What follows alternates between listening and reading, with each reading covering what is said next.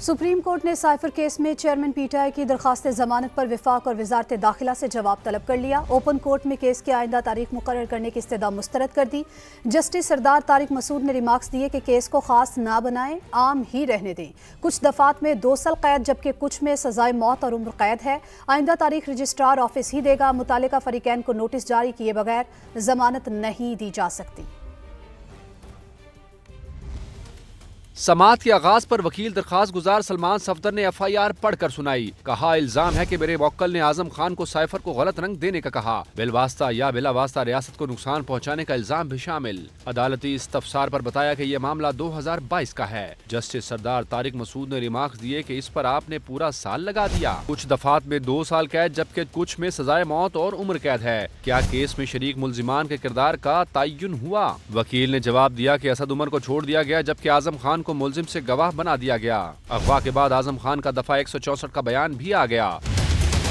वकील सलमान सफदर ने chairman PTI को सियासी इंतकाम का निशाना बनाने की बात की तो जस्टिस सरदार तारिक मसूद ने कहा, आप मुकदमा सियासी तौर पर चलाएंगे तो यही होगा। किसने कहा था कि खराज मुकदमा और जमानत की दरखास्तें एक साथ चलाएं? मुल्जिम 60 साल से कम नहीं, केस मजीद इंक्वायरी का है तो इस तरफ लाएं। जस्टिस आयशा मलिक ने इस्तफसार किया कि साइफर दफ्तर खारजा के पास है तो मुल्जिम से क्या बरामद करना है। जस्टिस सरदार तारिक मसूद ने सवाल उठाया कि साइफर हवा में लहरा कर बताया जाए कि इसमें यह लिखा है तो क्या वो इब्लाग के जुमरे में नहीं आता?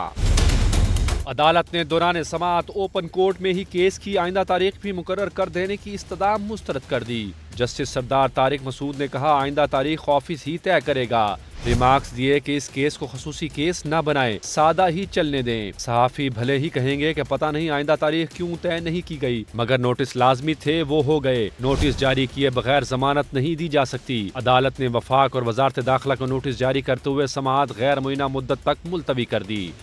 सवाल किया गया कि सुप्रीम कोर्ट के इख्तियारात क्या लाहौर हाई कोर्ट के पास भी हैं? संगीन गद्दारी केस के हवाले से समाअत में चीफ जस्टिस काजी फायज ईसा ने बड़े सवालात उठा दिए। पूछा, लाहौर हाई कोर्ट ने दायरे इख्तियार कैसे इस्तेमाल किया और वो रिलीफ भी दिया गया जो मांगा ही नहीं गया था। दौरान समाअत एक पेज के आईनी दस्तावेज होने के सवाल पर अदालत में कहकहे भी गूंज उठे। इस्लामाबाद से उस्मान जावेद मलिक की रिपोर्ट। परवेज मुशर्रफ की संगीन गद्दारी केस में सजा और लाहौर हाई कोर्ट के फैसले के खिलाफ अपीलों पर समाअत। सुप्रीम कोर्ट ने बड़े सवालात उठा दिए। चीफ जस्टिस काजी फायज ईसा ने कहा, लाहौर हाई कोर्ट ने दायरा इख्तियार किन बुनियादों पर इस्तेमाल किया? क्या आर्टिकल 187 के तहत सुप्रीम कोर्ट के इख्तियारात हाई कोर्ट के पास भी हैं? लाहौर हाई कोर्ट ने वो रिलीफ भी दे दिया जो दरखास्त में मांगा ही नहीं गया था। जस्टिस सतर मिनल्ला ने पूछा, दायरा इख्तियार पर क्या वफाक ने भी कोई एतराज नहीं किया? चीफ जस्टिस काजी फायज ईसा ने रिमार्क्स दिए कि हाई कोर्ट का फैसला दुरुस्त भी हो तो दायरा इख्तियार न होने पर बरकरार नहीं रह सकता। खसूसी अदालत में लाहौर हाई कोर्ट के एक जज भी मौजूद थे और लाहौर हाई कोर्ट ने हाई कोर्ट के ही 3 जजेस के खिलाफ रिट जारी कर दी।